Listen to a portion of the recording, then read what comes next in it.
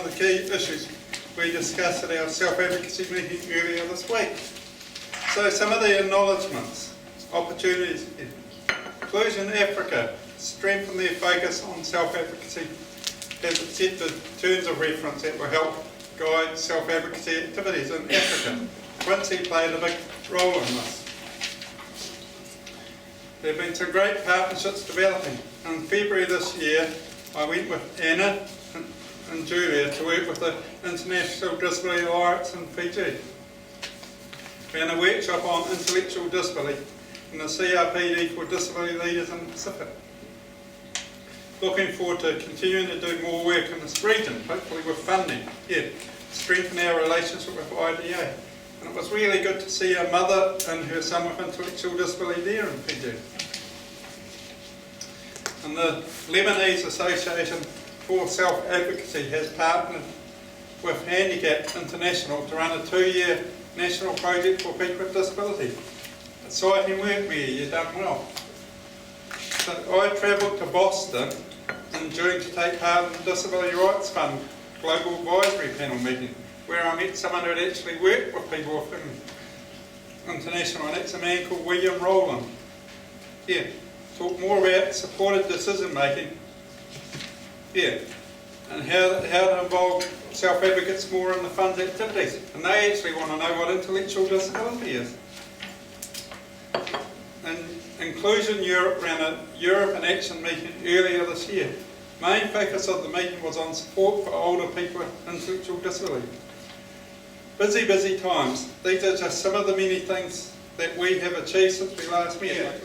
In the Mekong River region, a new regional network of self-advocacy groups has been created. Groups from Cambodia, Laos, Myanmar,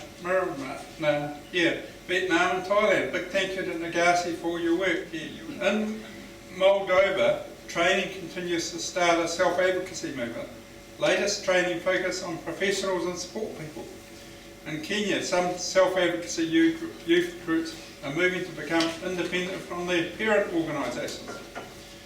And finally, Klaus travelled to India to take part in its first national conference for self-advocates. Klaus, from your report, looks like a very successful event.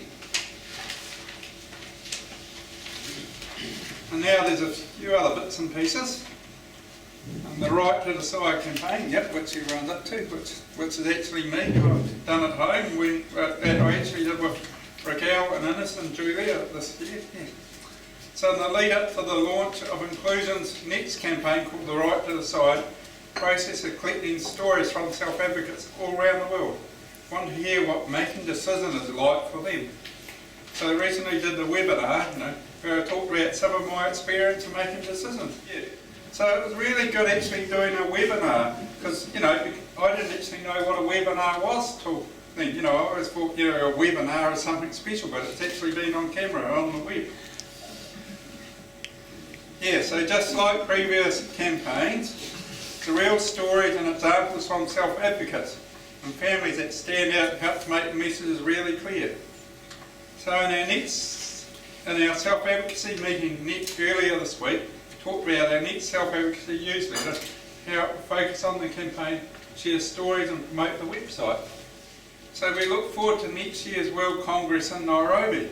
Just like Washington, we would like to request that a day just for self-advocates is run, before the Congress begins.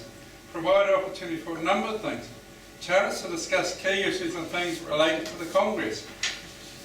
Opportunity to hear back from self-advocates from all around the world. Time to provide some guidance to participants about what to expect in the coming days so we all know what we're doing. Moment to connect and meet with friends old and new. So when the committee met earlier this week, we had some discussion about the Congress AR. What do we want going on in the program? How involved are the self-advocates? What role will the self-advocates play?